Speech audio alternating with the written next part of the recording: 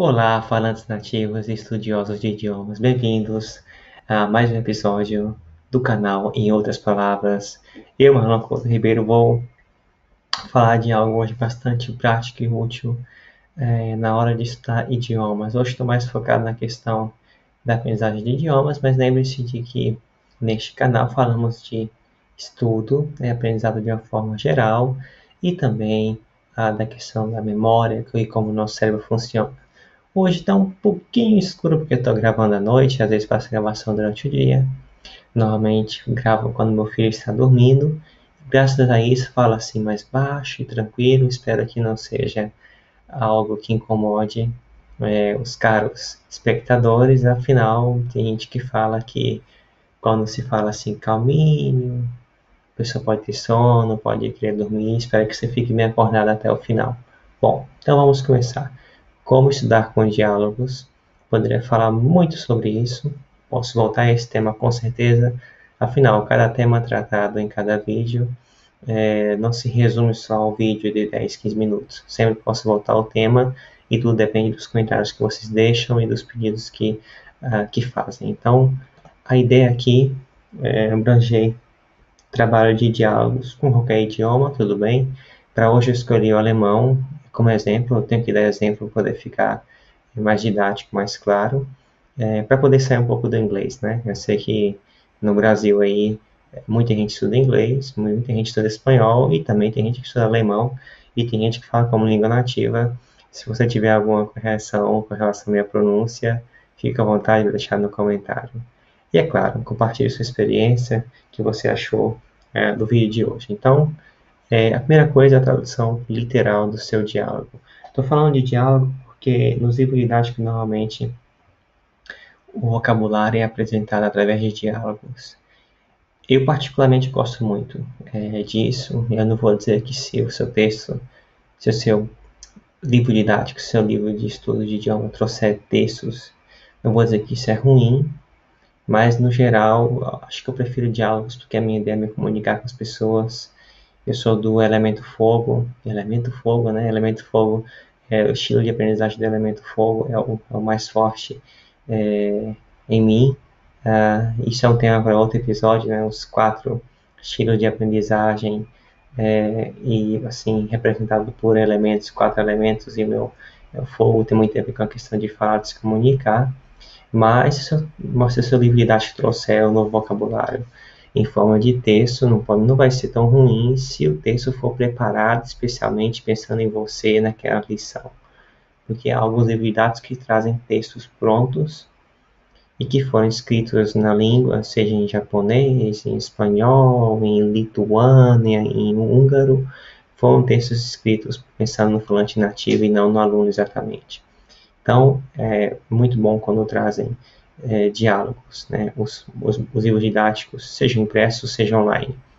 E, normalmente, trazem uma tradução, mas nem todos a tradução que trazem é literal, palavra por palavra. É muito importante você ter a tradução literal. Se não vier, tente fazer por conta própria, para você perceber as diferenças, a forma de pensar que muda entre um idioma e outro, e essa forma de pensar e de se expressar, você consegue ver essa mudança através das palavras que são usadas de um modo diferente. Então, tradução literal é muito útil, por mais que soe esquisito e estranho no português às vezes. O exemplo de hoje não é tão extremo. Se eu tivesse pegado, por exemplo, japonês, ou até mesmo húngaro, a tradução literal soaria muito esquisita.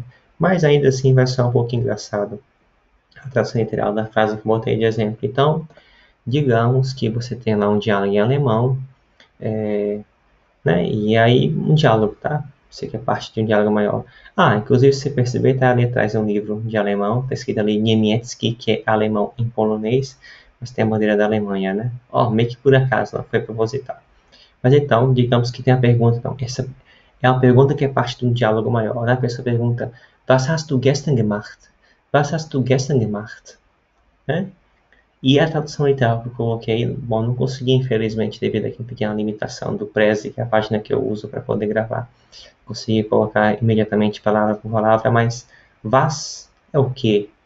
Hast é tem como, na verdade, tens em Portugal, né? Que é você.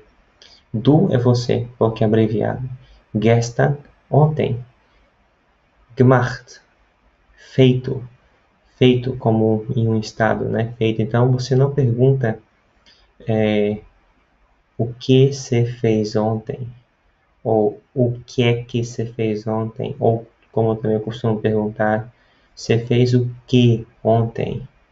Você fez ontem o que? Eu sei que nem todos os fontes nativos de português usam todas essas formas, usam uma forma ou outra, mas olha a liberdade que a gente tem de colocar, por exemplo, o que. Talvez nem todos concordem com isso, mas você pode colocar o que no meio da frase. Você fez o que ontem? Você fez ontem o que? Pode colocar no final. Você pode aumentar um pouco o que é que, né? Ou o que, né? O que você fez? O que é que você fez ontem? Ontem você fez o quê? Então, o alemão não tem essa liberdade toda. A estrutura é rígida, é fixa. Tenho que começar aqui com o que. Depois tem você ontem e feito no final, porque no passado, por exemplo, digamos que você sabe o alemão, está estudando já no passado, por exemplo. No passado você tem que se expressar com duas palavras, tem que usar o verbo ter e uma forma tipo feito, né? Aqui eu peguei um verbo irregular, mas se fosse um verbo regular, em português, falando aqui do português agora, o sufixo que a gente põe é ado ou ido, como trabalhar, trabalhado, ou então comprar, comprado, beber, bebido, comer, comido, dormir, dormido. Então, você usa o verbo ter e uma forma verbal, né? Se for falar aqui de gramática, um pouquinho o nome é particípio, né? Tem comido, tem trabalhado, tem feito, tem falado, tem ouvido, né? É muito comum ouvir verbo irregularmente, tem visto, né? Outra forma irregular, por exemplo. Mas então, olha aqui a tradução literal. O que tem você ontem feito. Então, você consegue perceber que você tem que usar duas palavras para expressar o passado, que você precisa ter essa ordem. O que, o verbo ter, a pessoa que fez, aí o tempo e o feito, né? Então, é muito necessário ter a tradução literal. Você tem que estar ciente da diferença, entendeu? Para poder conseguir se expressar no idioma sem ficar traduzindo do português para a língua, no caso aqui para o alemão. Essa é uma frase do diálogo, tá? Estou supondo que tinha lá um diálogo, né? Ok, então teria mais frases e para cada frase tem que tentar arranjar a tradução literal. Veja só como eu escrevi o que junto com o hífen. Na hora de escrever é bom juntar com o hífen, por exemplo. Você pode colocar um pontinho se quiser, para poder você estar ciente de que duas palavras, ou às vezes três palavras, correspondem a uma palavra na língua que você está estudando. Como aqui, o que, né? A gente fala às vezes que, mas é o que, né? A palavra mais comum para was em alemão, é um termo só. Então, fique atento a isso, muito importante ter a tradução literal do seu diálogo. E aí, outra coisa que você vai fazer é reciclar as palavras. Como assim reciclar? Reutilizar esse conhecimento. Você precisa ver as palavras que estão em frases, né? Lembra que estudamos frases, não apenas palavras. Você precisa ver as palavras em outro contexto. Em um novo contexto, vai ser novas frases. Até um novo diálogo. Mas comecemos por novas frases. Não precisa criar todo um diálogo novo que dá mais trabalho. Mas reutilize, então, essas palavras. No vídeo à parte, eu vou falar sobre essa questão de reciclagem de palavras. Hoje eu vou começar a mencionar, então, o tema. Então, lembre, a frase de exemplo lá do diálogo, eu peguei só uma frase só, o diálogo vai ter mais frases com certeza. Era, was hast du gestern gemacht? E aí eu vou reciclar, eu vou utilizar o vocabulário que eu sei. Digamos que eu sou um aluno de alemão, eu já sei que o verbo comer, que é essen, no passado vai ser, por exemplo, gegessen, gegessen. Né? Hast gegessen, du hast gegessen. Você comeu, du hast gegessen. E aí eu vou colocar na frase, digamos que o restante do vocabulário. Opa, desculpa, um pequeno erro. Ok, não estava previsto, meu Deus, obrigado, apareceu antes. Was hast du gestern gegessen? Was hast du gestern gegessen? O que você comeu ontem? Então eu usei aqui a palavra que eu já conhecia, digamos que was hast du gestern? É novidade, estou usando a palavra que eu conhecia, estou criando uma palavra nova para poder reutilizar a palavra que eu conheço. Ou pode ser também uma segunda situação. Gegessen é uma palavra nova, é uma forma nova, e você quer usar ela para poder praticar e memorizar ela. E você já conhece was, conhece hast, conhece du, conhece gestern. Esse vocabulário conhecido te ajuda a fixar na memória gegessen, que é a palavra comido, literalmente. Então temos aqui novamente o que tem você ontem comido. E aí você vai lá e cria uma nova frase ainda. Was haben Sie? Was haben Sie gestern gemacht? Veja só que tínhamos was hast du? Tem você. Agora temos aqui was haben Sie gestern gemacht? É uma pergunta ainda, mas a pergunta é o que tem eles ontem feito? Ou o que tem o senhor ontem feito? O que tem a senhora ontem feito? O que tem os senhores ontem feito? O que tem as senhoras ontem feito? Posso fazer essa frase de todas essas formas. E recomendo colocar todas essas possíveis traduções literais para poder você estar ciente que sie, em alemão, não é? Significa eles, elas, o senhor, a senhora, os senhores e as senhoras. Que bagunça, né? Uma palavra com tanto significado. Sim, mas é dessa forma. Sie ainda pode significar ela. Meu Deus, eu não quero complicar a vida aqui de quem estuda alemão. Mas no caso de ela, haben, vai ficar diferente, né? O verbo ter, né? Vai ter uma forminha um pouco diferente, mas tudo bem. Então, criando uma nova frase, ok? Usando haben Sie, que você já conhece. Então, imagine que você quer praticar a palavra gestern, gemacht, né? Que é reutilizar o vocabulário que você conhece. E você usa a estrutura, a frase do seu diálogo, entendeu? Reutiliza ela. Ainda mais exemplo ainda. Wo hast du gestern gegessen? Aqui eu praticamente peguei a nova frase que foi criada e ainda fiz a modificação nela. Vamos voltar um pouquinho aqui. Olha só, né? A frase original do meu exemplo é Was hast du gestern gemacht? Que tem você ontem feito. Aí criamos Was hast du gestern gegessen? O que tem você ontem comido? E dessa frase eu mudei was, o que, para wo. Onde? Wo hast du gestern gegessen? Não faria sentido perguntar Wo hast du gestern gemacht?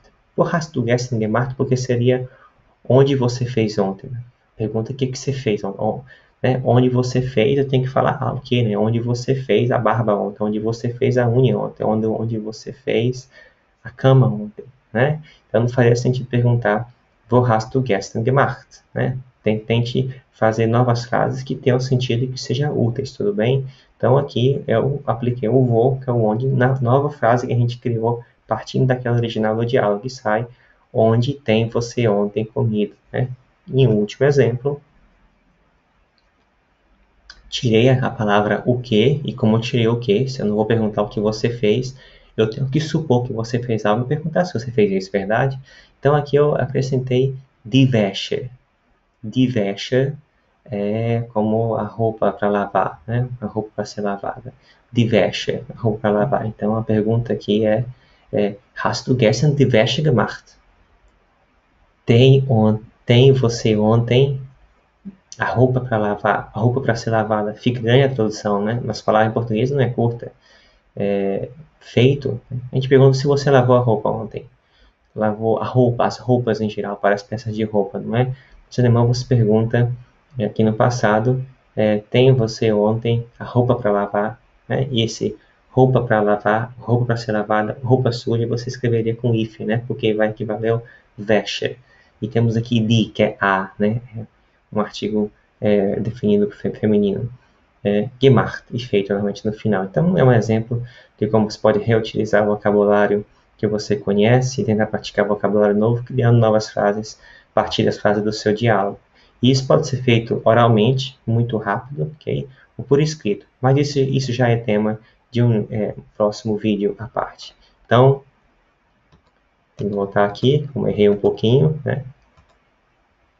Aqui, muito obrigado pela atenção. Obrigado, galera tagarela. E até o próximo vídeo. Não esqueça de dar o like, de compartilhar e de se inscrever no canal. Tchau!